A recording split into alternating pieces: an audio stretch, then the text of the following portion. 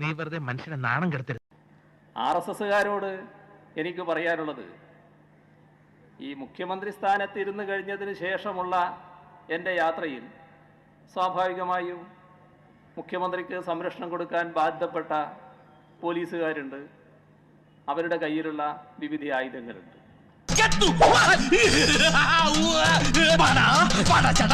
ആ ആയുധങ്ങളുടെ നടുവിലൂടെയാണ് ഞാൻ സഞ്ചരിക്കുന്നത് എന്ന് വേണമെങ്കിൽ പറയാം. അത് നമ്മുടെ ഒരു ഭരണ സമ്പ്രദായത്തിന്റെ രീതിയാണ്. പൗലോസേട്ടൻ ഇങ്ങനെയാ, വലിയ തമാശക്കാരനാ. പക്ഷേ എനിക്ക് RSSകാരോടും എന്നെ വെല്ലുവിളിച്ചവരോടും പറയാനുള്ളത്, പിണറായി വിജയൻ എന്ന ഞാൻ ഒരു ദിവസം രാവിലെ പെട്ടെന്ന് മുഖ്യമന്ത്രി കസേരയിൽ ആകാശത്തുനിന്ന് പൊട്ടി വീണ് ഇരുന്നയാളല്ല.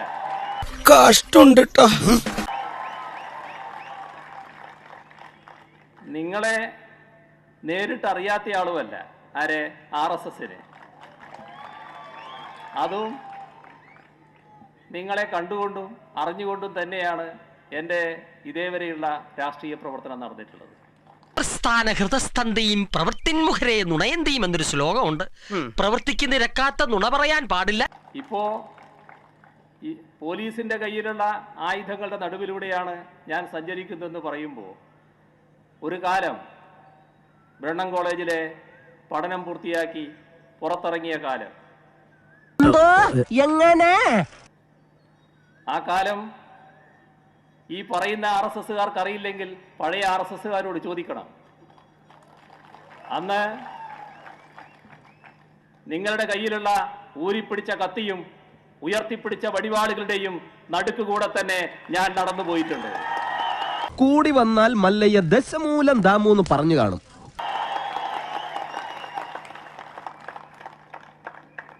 അന്ന് നിങ്ങൾക്കൊന്നും ചെയ്യാൻ കഴിയാത്ത ഒരു കൂട്ടര് ഇപ്പോ എന്ത് ചെയ്തു കളയുന്നാണ്.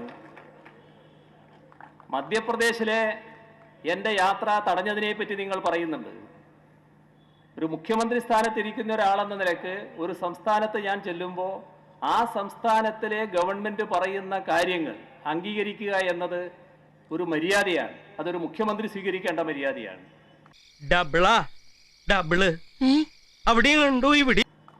ആ ഗവൺമെന്റ് പറഞ്ഞു അങ്ങോട്ട് പോകാൻ പാടില്ല. ഞാനതനുസരിച്ചു. മുഖ്യമന്ത്രി അല്ലാത്ത പിണറായി വിജയനാണെങ്കിൽ ഇന്ദ്രചന്ദ്രന് എന്നെ തടയാനാകില്ല എന്നത് നിങ്ങൾ മനസ്സിലാക്കിക്കൊള്ളണം. അതുകൊണ്ട് ആ വിരട്ടലൊന്നും ഇങ്ങോട്ട് വേണ്ട.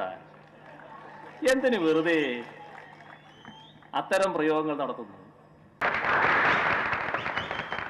ഈ ഒരു ഐറ്റം നമുക്ക് ഗൾഫിൽ ഇറക്കിയാൽ എങ്ങനെ?